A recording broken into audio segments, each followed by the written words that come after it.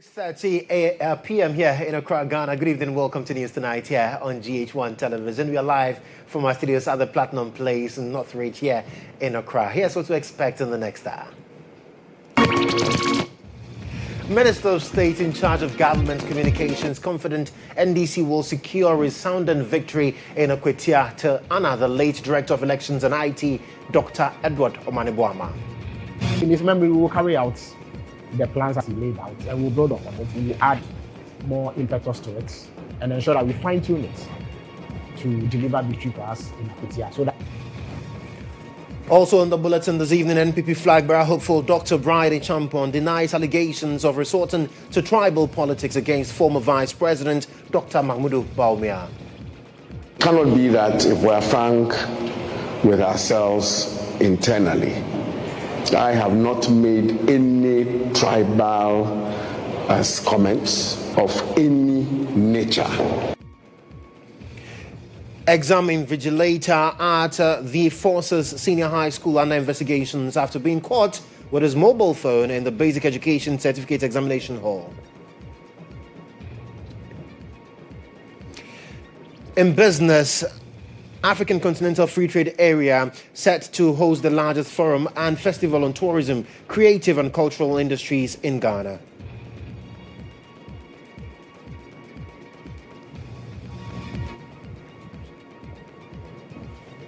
International.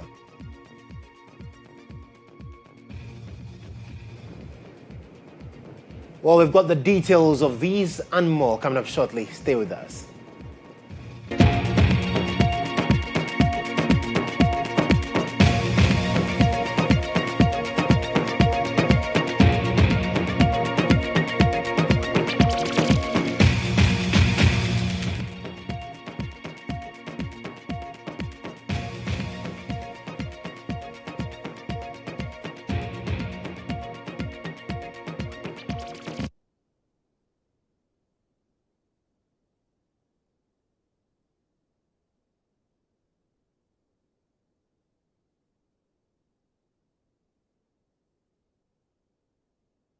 Well, thank you so much for staying with us tonight. Let's start the bulletin tonight with Insight.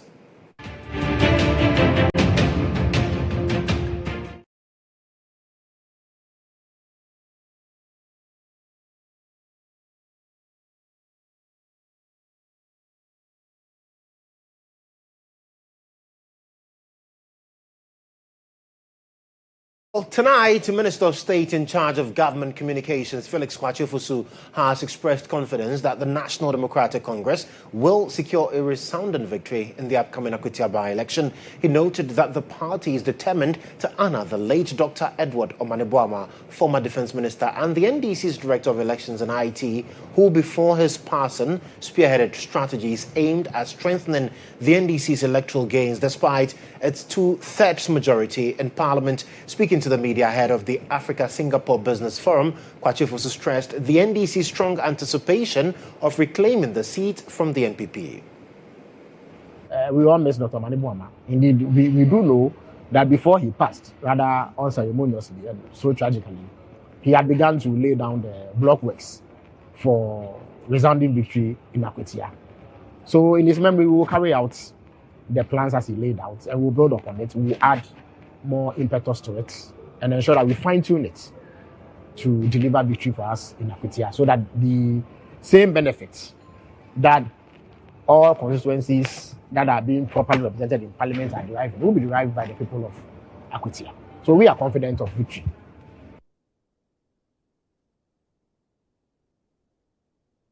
Well, he's not the only one in the NDC who is confident. The national youth organizer of the NDC, Kodjo has appealed to party supporters and the youth in Akwatia to stay away from violence ahead of the September 2 by-election. Kodjo is currently leading the NDC youth wing in an intensive campaign in the constituency.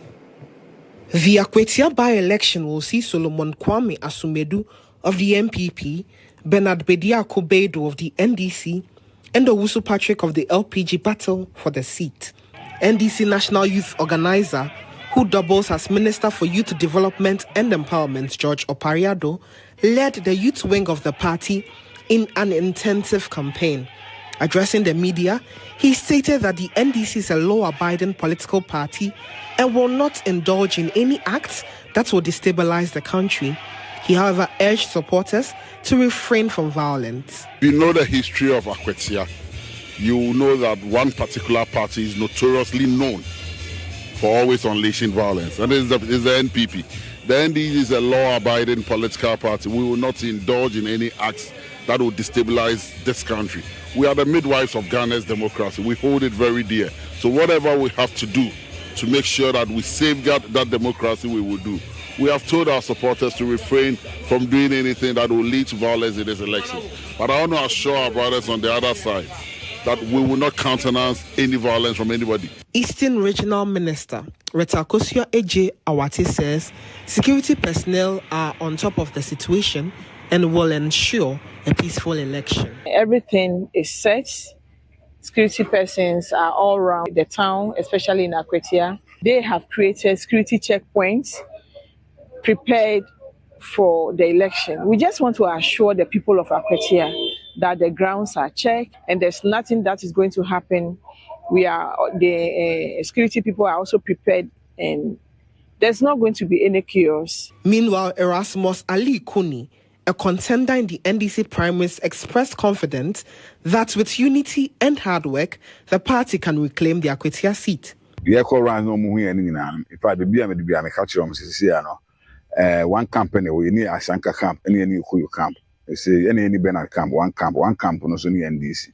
And until me Fakonya was actually supporters in and so be Algebra in Yamwa. As I say, that's we are no. So NDC only here and about to between in fact I am Puntu especially in Puntu about to never 20. So open Puntu Akwatia, na pesa Akwatia can't go idea here or there.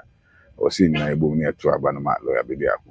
just days to the polls, both the NDC and MPP have intensified their campaigns. However, barricades have already been mounted around the collation center to ensure maximum security. Well, still on the Akwatia by-election, which is set for September 2, which is next week Tuesday, Deputy General Secretary of the NDC and Deputy Director of Operations at the Presidency, Mustafa Gbande, says the NDC's candidate, Bernard Bediako, is more in touch with the constituents than his NPP counterpart. In an exclusive interview with GHOneTV's Emmanuel Ejabeng, Gbande questioned why the constituents would choose the NPP after, in his view, being denied development over the past 8 years. They will determine the end. The election will determine the end. Are you confident that you will win? I have said that nothing will stop us from winning the election. Nothing will stop the NDC. Because what use, of what benefit will it be to vote for an MPP candidate to the people of Akwatia? Akwatia is President Nanado's backyard. 45 minutes to his village. You are a president, 8 years. Cumulatively, what is the benefit Eastern region have got? He's refused to develop the place, refused to extend development to the place. He thought about Chibi, a small place. The people have suffered, been denied development for 8 years. A new government have come. You want to prolong their suffering? You can't keep voting for bad people. So you need someone who will be able to go closer to government. By the grace of God, the Chief of Staff is from Eastern Region. The President's legal advisor is from Eastern Region. The Vice President's advisor, Honorable Ofusampofu, who is our National Chairman, is from Eastern Region. You need this MP to be able to leverage with these people. Former National Chairman. To leverage with these people, to take development to the people in Akwatia. So of what use will it be to go and take a man who I don't want to talk about to Parliament?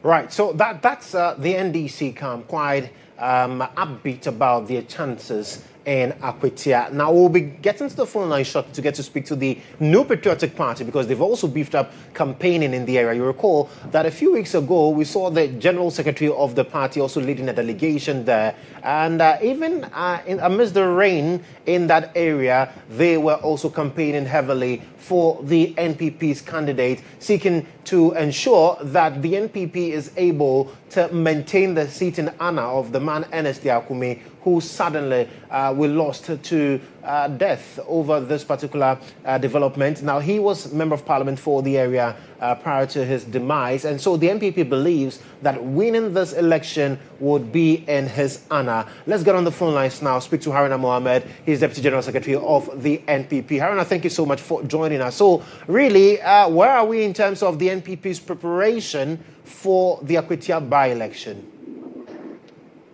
Thank you very much. Good evening to your cherished viewers and my colleagues on the other side of the discussion.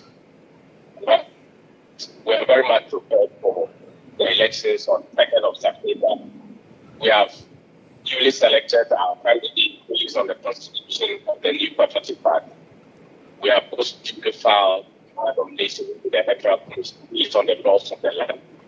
We have also gone through the procedures that have been done by the Electoral Commission. We are on the ballot paper. And I can say that we are fully prepared and ready for the elections of September. And right now, as we speak, we know that the NDC is also putting in place mechanisms to convince the people of Akwatia. How has your message sunk, and what's the reaction to the NPP's message to the people of Akwatia as to why they need to retain the NPP in that constituency? The people of Akwatia decided who truly had to represent them on December 7th. The good Lord, in his wisdom, called him the glory. And the good people of Akwatia will be going back in the laws of our land to select a representative. We in our party, for 8 years in government, have sent development to the good people of Akwatia. And the NDC coming into power have clearly indicated that Akwatia is not on the drawing board for them. They are not ready to develop Akwatia. And why do you say so, Haruna? Take the 2025 budget. The NDP have not clearly earmarked anything for the good people of Akwatia. It's a big push. They are big push projects under the supplementary budget they have also created. They have not put any budget line for the good people of Akwatia. The whole 2025, Akwatia is not on the drawing board project by the NDC. So you see the NDC, they are very distracted, and they clearly shows that they are not having any Hello, Aruna? Well, right. If you see the chief of staff inviting the people and discuss, this is something that we have done before. Osewo and other people who were in government were given a lot of other opportunities. Respect for them. You know, he's a PhD holder. He's a doctor. And I think that we have tapped into their wisdom. We have tapped into their knowledge. We have tapped into their experiences. And I believe that we have contributed the most result of the good people. But the 2025 budget has exposed the supplementary budget of the NDC has exposed them. You don't have any good intention for the good people of Akwatia. It is better for us to have an MPP candidate who becomes the MP again and continue the good legacies of the late MP. And this has been done before. In when we went to Asin North, we were in government. The people of Asin North decided that they vote for an opposition MP. And it is clearly telling you that it is about representation, it's not about who is the president of the land. So, and we have a person who has resonated very well with them. We have a person who will never cheat for them. We have a person who will never hate and who will never turn back and think what does not belong to him. And that is why our candidate, who truly was representing the candidate in the 2024 election, the 4-point petition at the High Court, turned around to spend money and take him out and now representing the good people of Akwatia. Right. This is honesty, they did us in the end. Now, Haruna, how worrying is the situation where at least we know that some people have been picked up, some ammunition has been seized, either en route Akwatia or even sometimes in Akwatia itself, believed to be moving there because of the by-election. How worrying is that phenomenon? I don't think the report says that they are believed to be moving there because of the by-elections. You know, the environment of Akwatia, they have mining activities and all that. And if you check those that have been arrested, includes Chinese nationals who have duly even registered these documents that are these weapons that we are talking about. For us as a New Patriotic Party, who urge the police to deal with that on the basis of criminality, our members are not involved in this. And I think that they need to check the NDC more because they have sent their boys for training and they'll be giving them some other security uniforms and be giving them weapons to come to. Yeah. And I think that their focus should rather be going there. And one, We should be focusing more on the NDC. Hello, Haruna. Well, unfortunately, it looks like we've lost Haruna Mohammed there. He's Deputy General Secretary of the NPP. What we do know is that he's making his way to Akwatia as we speak, hence the challenges with the connection to his phone. But that's how we end Insight tonight.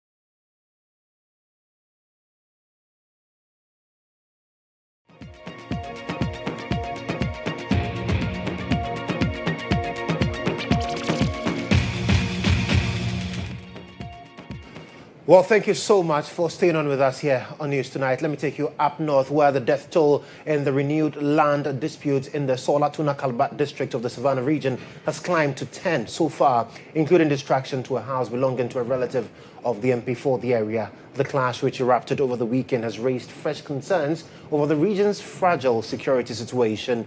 In an interview, DC for Solatuna Kalba, Saka Sinkina, disclosed that Bagre has become a ghost town as residents desert the area for fear of their lives and safety. The place was very tense. The situation was very bad. Right, ran away for their dear lives because there was gunshot in town, burning of motorbikes and what have you. And the way our settlements here are, there are a lot of people scattered all over the land. So every now and then you hear that there is an attack here and there. We are called the regional minister. There was heavy both military and police deployment in town, but it's very difficult to predict. Just some 30 minutes ago, I was called that somebody had been shot in one of the villages, and now I just called the hospital and they said the fellow has been brought. Wounded, he's not dead. Yeah. In the same area? And then now the attack is everywhere within the district. Okay. Everywhere. Yeah, it's not that for that same area, the place is now a ghost town. Almost everybody has run away. Yesterday, when we were leaving, people were running into the bush. We had old men, almost everybody. That particular area where the Biniri is now a ghost town. Biniri is now a ghost town, the area where the first incident happened. Yes. With the exception of some few military and police presence there. You just referenced police and military. Does it mean that police and military reinforcement were sent to the area after the incident, or these were officers already present on the ground? There were police presence there. Like I said earlier, looking at the way we settled, we don't normally settle at one place. You can see a house built, another one built 30 meters away, another one 40 meters. So people are scattered. So when you send policemen there, it becomes very difficult to cover the whole area.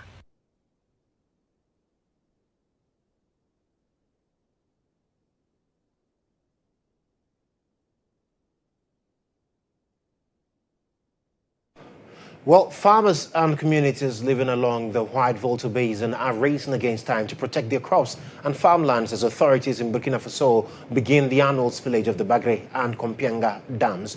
Several farmers in the area have yet to harvest their crops, and the sudden change could destroy their produce, worsening their economic hardship. Speaking to Star News, Upper East Regional Minister Donato Satanga Akamugri urged authorities to implement concrete measures to mitigate the annual spillage's devastating impact on farmers in the region. It's normally as a result of uncontrollable factors. If rains are not torrential, we will not have water to spill. And so unless we are able to control that event of torrential rain, it will be difficult for you to determine the precise times. And so if the meteorologists are expecting a certain quantity of volumes of water in the Bagre Dam, that is why they will be looking at if it's going at the same rate, they will give you the expected time that the river will flood or will go beyond its capacity. That will necessitate spillage. But if it happens that the pattern of the rain changes and is torrential and it is beyond the expected rates, obviously the capacity of the dam will be compromised. And previous regimes have advised that farmers should move away from the riverbank. We also understand that the farmers are insisting that they have to farm along because of the type of soil that is available there. And so therefore, when they farm there, they will be able to make a bumper harvest. And you see, this is a matter of choice, and it's something that we cannot control. And so that is why the Northern Caucus have decided that we want to make an alternative. So if we are successful with that alternative of making irrigation, smaller irrigation systems far off from the bank, and then giving them fertilizer and other things to fertilize their farms over there, then there will be no need for them to go and plow closer to the riverbank.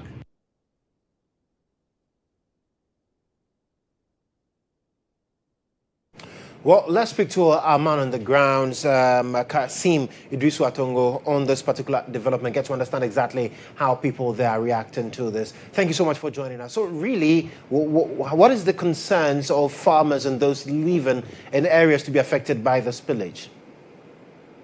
All right, so farmers along the Bagre, along the White Volta in the Upper East region, particularly the Duri, Zedila, Boko, Central, Pusiga.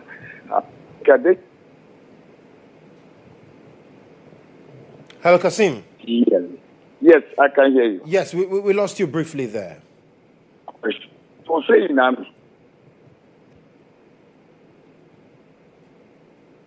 in Upper East region, particularly those in the Duri, Zabila, Pusiga. Every year they do experience this spillage Bagre in the area. Now, so what they are saying is that they want the government to have some engagement with the Burkina Faso government to know when this dam will be open. For example, according to some of them, how they are suggesting, they suggest that maybe in the month of July, they should open it small and close it. Somewhere, I guess, they open it small and close it. That will rather help them down to the water in the dam for this level before they open it to destroy people, farm crops within or along the White Volta. So these are some of the suggestions and reactions people are suggesting. Right. We know that earlier the date that was set was Wednesday. A change in dates now makes today the day of the spillage. And some of them say they've not been able to harvest their crops. Is that really the case? Yes. Looking at the water level now as we speak, there has been no changes. It's still the same. And normally when it's open this way, if there's a rainfall, heavy rainfall within the Togo side or Burkina Faso side, that's where we do experience it. The water level going to a higher level. But this time, as we speak now, there has been no rainfall in the area. So if it continues this way, then we will not have any flood within the river boundaries. Okay. But if it rains, that is where we have the challenge. Very well. Thank you so much, Kasim, for the update there. Now, President John Dramani Mahama has arrived in Singapore to begin the second leg of his two-nation the heels of a successful work and visit to Japan, where he participated in Ticket 9 and secured several key investments and cooperation agreements for Ghana. Now, according to the Minister of Foreign Affairs, the Japan Investment Conference concluded with significant bilateral outcomes. Among them is the revival of the Volivo to Dofo Adidoma Bridge project across the Volta River, with both countries committing to provide the additional funding required. The long-anticipated Kumasi Intercity Ring Road project is also set to commence soon. Now, a new agreement has been signed with Toyota to expand its operations in Ghana and establish the country as its hub for West Africa. In a groundbreaking development, Ghana also secured a space cooperation agreement with Japan to harness space science for national development. Now, beyond infrastructure and technology, Ghana is set to benefit from the training of about 300,000 young people in areas such as artificial intelligence, modern agriculture, green transition, tech startups, and biotechnology. Now, special cooperation has also been agreed upon to boost rice production in Ghana, anchored on the latest scientific research in pursuit of national food security. In addition, the two countries have arranged a strategic industrialization partnership with Japan, considering a dedicated $1.5 billion investment in Africa in the short term. So in Singapore, President Mahama is expected to deliver a keynote address at the Singapore Africa Business Forum on August 26, where he will also sign new bilateral agreements. Now, his three-day visit will include engagements with the Singaporean business community as he pitches his government's priority areas for partnership.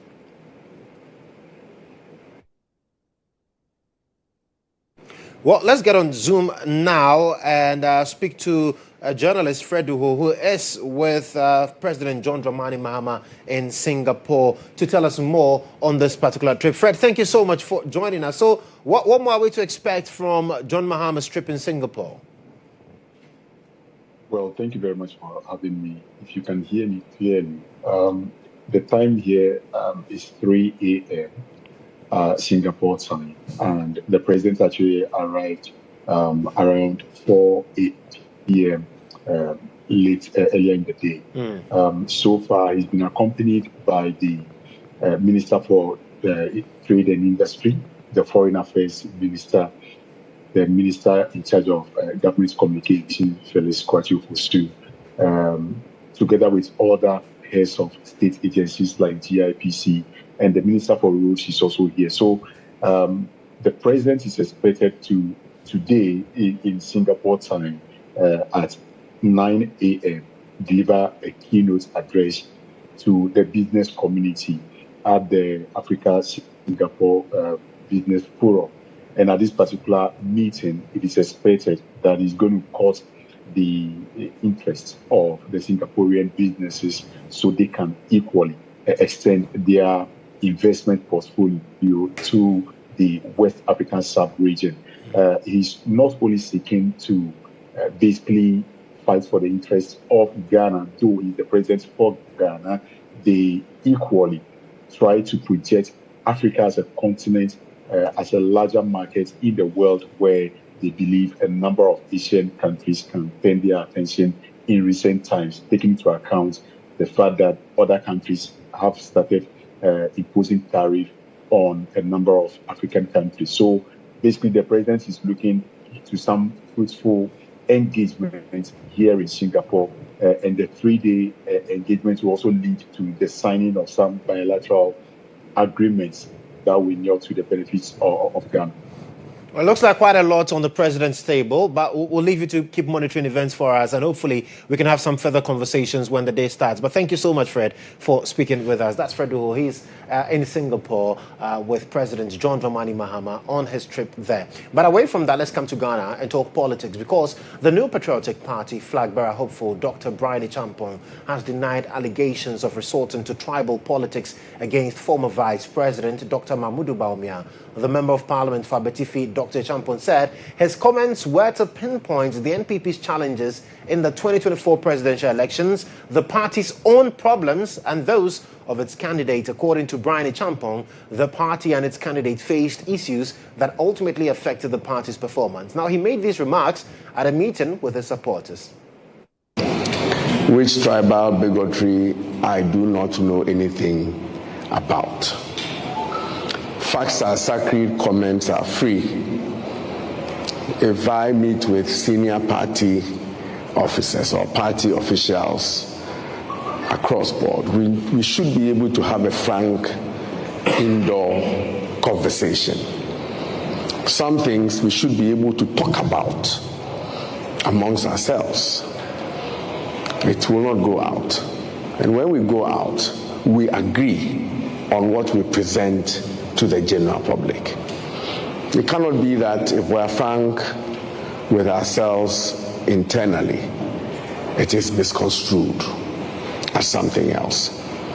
I have not made any tribal comments, statements of any nature anywhere in this country.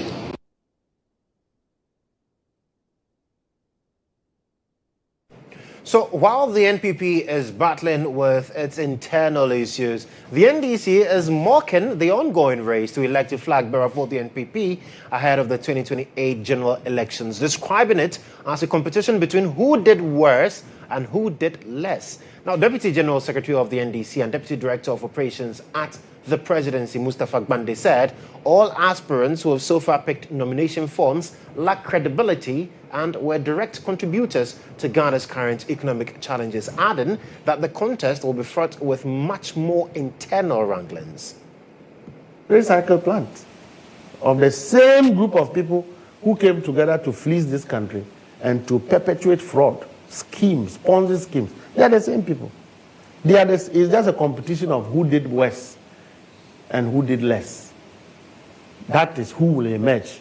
But wait till they all file. Then you see the scandal that will come about them, even from their own party. You see? But you don't use that to build a country. If you are not fit, it's not about popularity in a party, it's about credibility. But you can't say the same of the numbers.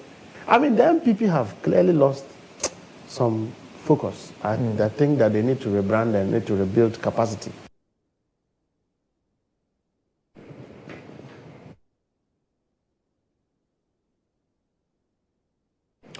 Now, an exam invigilator at the Forces Senior High School here in Accra is in hot waters after he was caught with his mobile phone in the examination hall by a team from the West Africa Examination Council, WAEC. Now, the woes of this invigilator, however, only worsened when his phone was found to contain answers to the oral English paper on the said device. The incident occurred when WAEC, led by its country head, Dr. Rosamond Wilson, visited some selected exam centers to monitor the ongoing West Africa Senior Secondary Certificate examination. An exercise by the West African Examination Council, a mobile phone belonging to an invigilator at the Armed Forces Senior High Technical School was seized. The phone was discovered while candidates were writing their first major paper of social studies in the ongoing West African Senior Secondary Certificate examination. Subsequent interrogation revealed that his mobile phone contained questions for subjects including picture making and oral English. Head of National Office for West African Examination Council, Dr. Rosamond Wilson, says the invigilator has been invited for questioning. Yes, one invigilator was in possession of a mobile phone, and the invigilators are not supposed to take mobile phones to the examination hall. So we have taken the matter up and we'll deal with it. Mobile phone had a write-up of, it had some of our questions for the previous exams they have written, like picture making, English orals. It had some of those questions on it and also answers to the questions on it. On the issue of cancelled papers of some BEC candidates, Dr. Rosamond Wilson described the canker as a national issue, calling for stakeholder collaboration to fight it. They should make sure the candidates adhere to the rules and regulations of the exams, and they themselves should also be serious with our rules and regulations. Things that they are not allowed to bring into the examination room to aid examination malpractice, they are not supposed to bring them. So we have taken serious measures on all those teachers and invigilators and supervisors who have that habit of doing that. According to a 2024 report by the African Education Watch, exam fraud remained a significant threat, undermining the integrity of the examination and the quality of graduates entering tertiary institutions.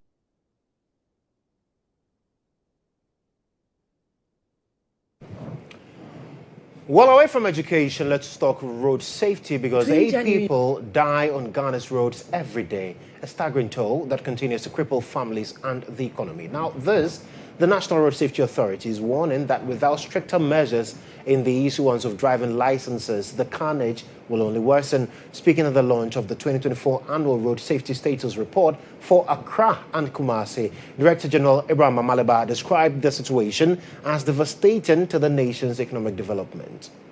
In June 2024, 1,237 people lost their lives in road accidents, an increase of nearly 13% compared to the same period. 23. Crashes, however, dropped slightly to 4%, but death figures rose. Speeding accounted for a shocking 60% of road crashes. At the launch of the 2024 Annual Road Safety Status Report for Accra and Kumasi, Director General of the National Road Safety Authority, Abraham Amaleba, bemoaned the devastating impact of road accidents on Ghana's economic development, advocating for stricter measures in the issuance of driving licenses. In Ghana, every day, conservatively, 8 people die. So today, 8 people will die.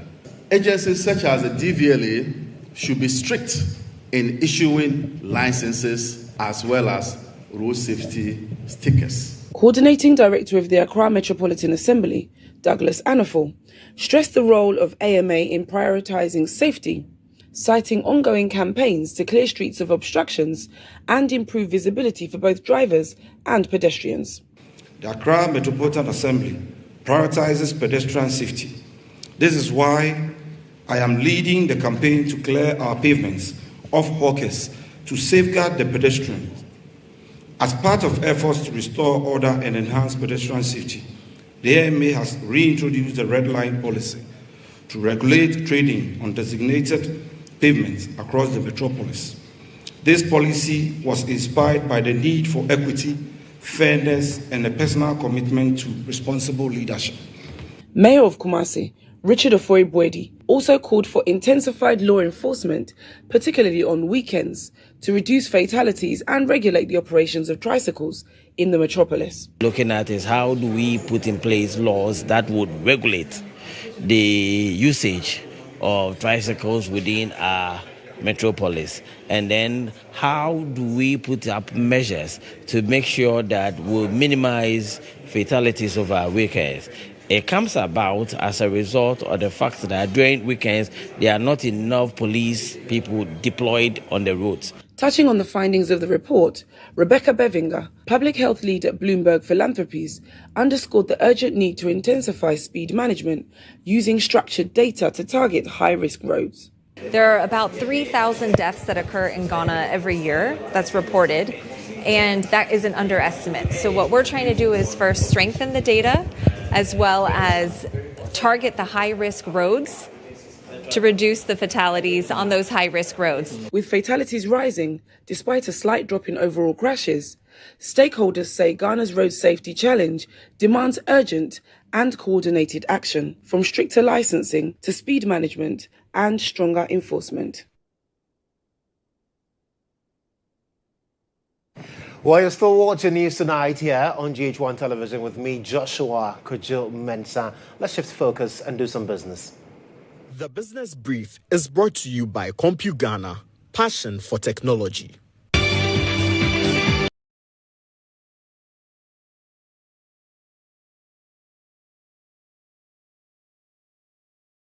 The African Continental Free Trade Area Agreement, in conjunction with the Black Star Experience Secretariat and Africa Tourism Partners, is set to host the largest forum and festival on tourism, creative and cultural industries in Ghana, scheduled to take place from November 25th to 28th. The event is expected to feature masterclasses, pitches and other engaging activities to foster growth and development. There's more in this report.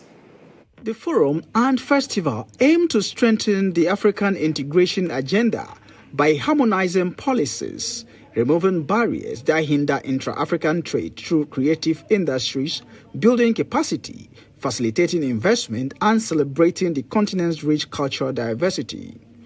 Delivering a speech at the media launch of the forum, Emily Mburu Ndoria, Director of Trade in Services, Investment, Intellectual Property Rights and Digital Trade at the Africa Continental Free Trade Area, expressed that the event will serve as a catalyst for inclusivity, enabling all stakeholders to benefit from the global economy. Africa's creative and cultural economy is one of the fastest growing in the whole world. Africa's film, music and fashion industries alone account for billions in potential revenue and millions in terms of job creation for our young people and women. If we just give the example of Nollywood in Nigeria, South Africa's film sector. In his keynote address, Resh Omar, coordinator of the Black Star Experience at the presidency, underscored that the event will provide a valuable opportunity hub for job creation and business networking, ultimately spurring economic growth. The presidents continue to champion the view that our creative and cultural assets are not just sources of entertainment, but strategic pillars for national development, job creation, and global competitiveness. As part of this vision, the Black Star Experience was established as Ghana's nation branding initiative and anchor to position Ghana as the hub of African creativity, culture, and heritage. BSC serves as the platform through which we present Ghana to the world. Francis Doku, a member of Africa Tourism Partners, lauded the program, stating that the tourism sector in Africa stands to gain immensely from the event. Tourism, if done well, will serve a lot of things economically. I mean, it will employ a lot of people and all that. So this forum is to look at how to bring together creatives across Africa to have interaction, and in a process empower them, and in a process make sure that they go beyond just what they do as creatives to get economic empowerment. Scheduled to take place from November 25th to 28th, 2025 at the La Palm Royal Beach, the forum will focus on 3 thematic areas: music, film, and fashion. Well, some great news there. But away from that, the Controller and Accountant General, Chrissy Hagan, has disclosed to the Public Accounts Committee that the country's public debt stands at a staggering 861.4 billion Ghana cedis. According to him, although significant reconciliations were carried out, the overall budget figures remain unaffected. His clarification follows an Auditor General's report to Parliament, which suggested the figure had been overstated, sparking concerns about its potential impact on government finances. What I would say is that we prepare whole of government accounts covering the local government, that's the MMDAs, central government, and then SOEs. So when it comes to the debt figure, we look at that for central government and guaranteed SOEs, and then the unguaranteed SOEs, and the summation of the two gives us a total for the whole of government accounts. When we did that, our figure for the whole of government accounts was 861.4 billion. And that of the central government and the guarantee SOEs came to 711.4 billion. And this is what we reported in the financial statement. But after the report was submitted to Parliament, we met with the auditors, and then we reconciled, we did some reconciliation. But we still came back with the same figure, the same 861 billion for whole of government, and then 711.4 billion for central government and guaranteed SOEs. So far as we are concerned, we reconcile. The figures haven't changed. The figure, as we see in the financial statement, is the same as we have after the reconciliation, and they haven't impacted on the accounts of the state. There wasn't an overstatement, but just some few reconciliations that we have to do with the auditors. Well, that's it in this package for business. It's time to bring you sports. The Business Brief was brought to you by CompuGhana, passion for technology.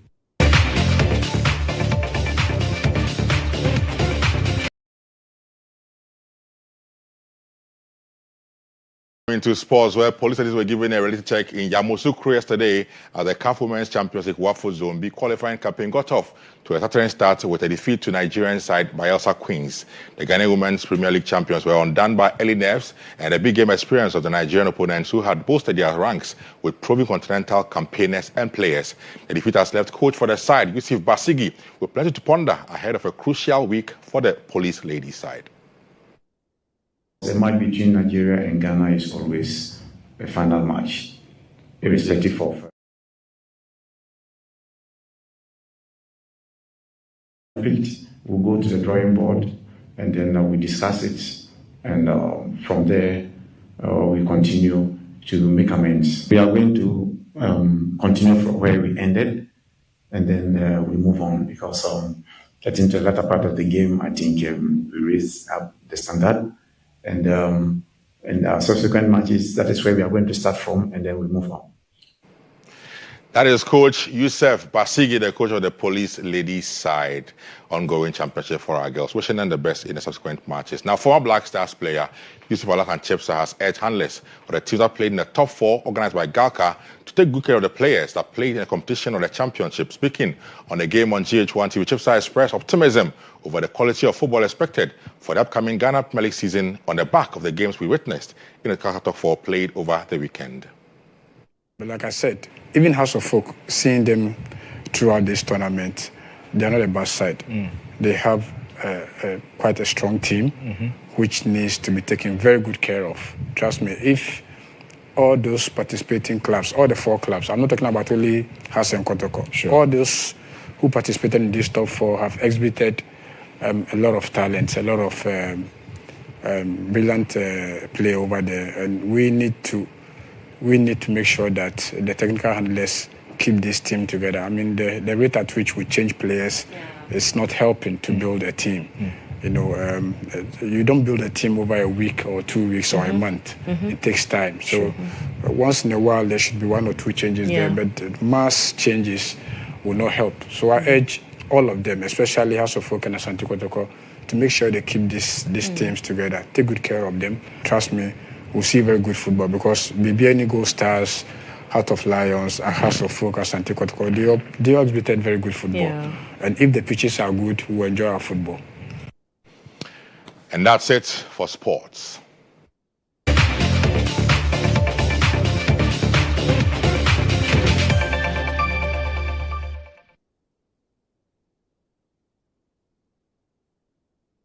Now, residents of Boy in the Ga East Municipality are appealing to the Inspector General of Police to intervene and clamp down on the activities of land guards in the area to safeguard peaceful coexistence. Now, according to the leadership of the Boy Residents Association, they are living in fear due to persistent harassment from individuals who use unlawful means to claim ownership of lands. Now, their concerns come in the wake of a Supreme Court ruling that affirmed the Boys Tool as the legitimate custodians of lands in the area. A suburb in the Ga East Municipality, residents say they live in fear due to the constant harassment by land guards who unlawfully intimidate residents or forced land ownership. Last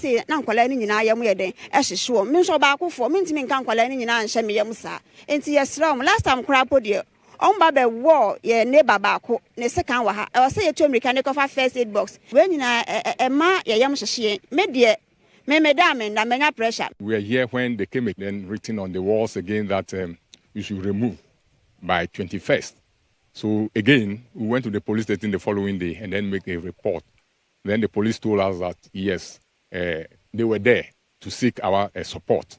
But looking at the document that he brought, the judgment that he brought, and then looking at the Boy 1, 2, they realized that no, it's not on the right side. Chairman of the Boy Residents Association is therefore calling on the law enforcement agencies, particularly the Inspector General of Police, to restrain activities of land guards. Our call to the Ghana Police Service, especially to the IGP, is that we've submitted a petition to him regarding the harassment that the residents of Boy are getting from Inokadokwe Papo of Dream Alive Road and Construction.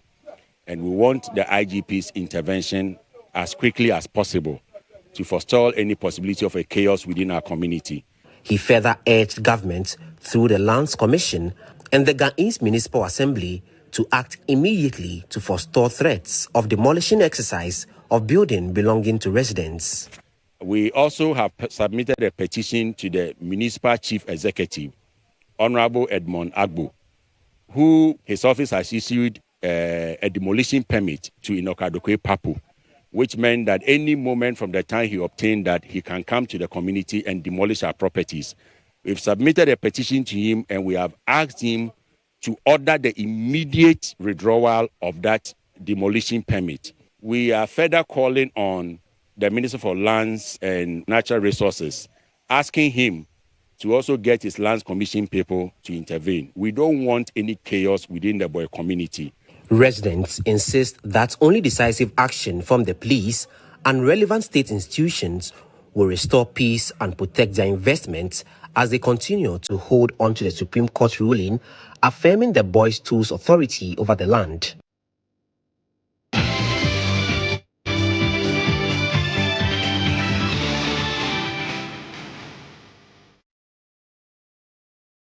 Now, an Israeli missile strike hospital in southern Gaza on Monday, killing 19 people, including 4 journalists. Now, that's according to the head of Gaza's Health Ministry's Records Department. Now, the victims on the 4th floor of Nasser Hospital were killed when one missile hit and was followed in the same spot by another missile moments later as rescue crews had arrived. Now, Khan Yunis Nasser Hospital, the largest in southern Gaza, has withstood raids and bombardment throughout 22 months of war, with officials citing critical shortages of supplies and staff. Now, among the 19 killed were 4 journalists, including 33-year-old Mariam Daga, a visual journalist who had worked for the Associated Press since the war started.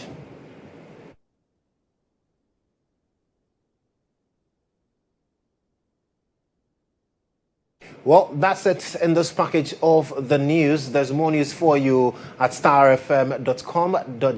I am Joshua Kodjo Mensah. Have a wonderful day.